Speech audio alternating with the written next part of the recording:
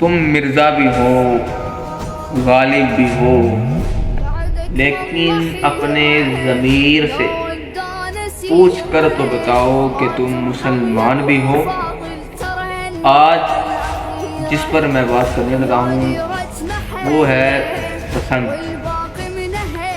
آپ کو یقیناً میرا خیال ہے کہ آپ کو پتہ ہوگا کہ پسند کیوں شروع ہوئی اور کیسے شروع ہوئی، لیکن آپ کو میں بتاتا چلوں گا آپ کے ذہن توازن کے لیے کہ بسنت منائی ہے ایک رائے ہندو تھا انڈیا کا، یا جہاں ہندو رہتے تھے ان کا۔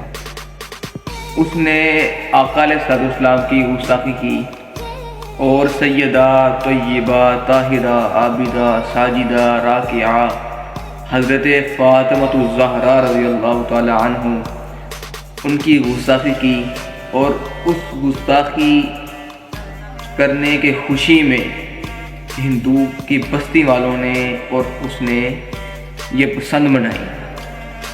تو آپ جو مسلمان لوگ ہیں وہ لاہور میں پسند منانے جا رہے ہیں کل جمعے کے دن، تو آپ کو میں یہ آپ کے ذہن توازن کے لیے، آپ کے ذہن کے لیے آپ کو یہ بات بتا چلوں کہ اللہ رب العالمین نے ارشاد فرمایا کہ جو بندہ، جو مسلمان کسی کی مشاہبت کرے گا وہ اس میں سے ہی ہے، وہی ہے۔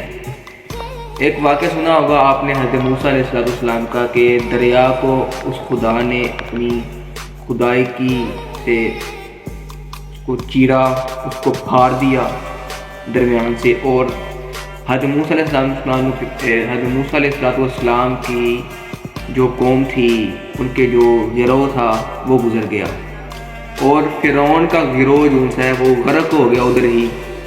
لیکن حضرت موسیٰ علیہ السلام کے دور میں ایک شخص تھا جو مشاہبات کرتا تھا، لوگوں کی مشاہبت اتارتا تھا، لوگوں کی نقل اتارتا تھا۔ تو موسیٰ علیہ السلام نے فرمایا یا اللہ کسی کو غرق کر نہ کر، لیکن اس مشاہبت کرنے والے انسان کو غرق کر دے۔ تو اللہ رب العالمین نے اس کو غرق نہیں کیا۔ تو حضرت موسیٰ علیہ السلام نے پوچھا کہ یا اللہ میں نے آپ کو عرض کی ہے کہ اس کو غرق کرنا، آپ نے کیوں نہیں کی؟ اللہ رب العالمین نے ارشاد فرمایا کہ موسیٰ کہ میں اس کے گناہ دیکھوں یا اس کے کرتوت دیکھوں کہ تمہاری مشاہبت دیکھوں، جو تمہاری نقل اتارتا ہے نا تو مجھے بہت پسند آتا ہے، مجھے بہت اچھا لگتا ہے۔ تو اس حدیث سے واضح ہوتا ہے کہ اللہ نے فرمایا کہ جو بندہ، جو مسلمان کسی کی مشاہبت کرتا ہے وہ اس میں سے ہی ہے، مشاہبت کرنے والوں سے۔ تو خدا را آپ سے عرض ہے، اپیل ہے کہ آپ کیا دکھائیں گے اپنا منہ جا کے اس محبوب کو، جس محبوب نے، جس نبی نے ہمارے لیے سوتے اٹھتے بیٹھتے کھاتے پیتے ہر نماز میں، ہر سجدے میں پوری رات جاگ کر، یہاں تک کہ اس خدا نے کہا ہے محبوب اتنی رات عبادت نہ کیا کر، تھوڑی دیر سو بھی لیا کر، تھوڑی دیر آرام فرمایا کر، تو وہ ہمارے لیے دعائیں کرتے رہے یا اللہ میری امت کو بخش دے۔ اور امت کیا کر رہی ہے کہ وہ بسنتیں منا رہی ہے، جس نے سیدہ طیبہ کی گستاخی کی اس کے نام پر۔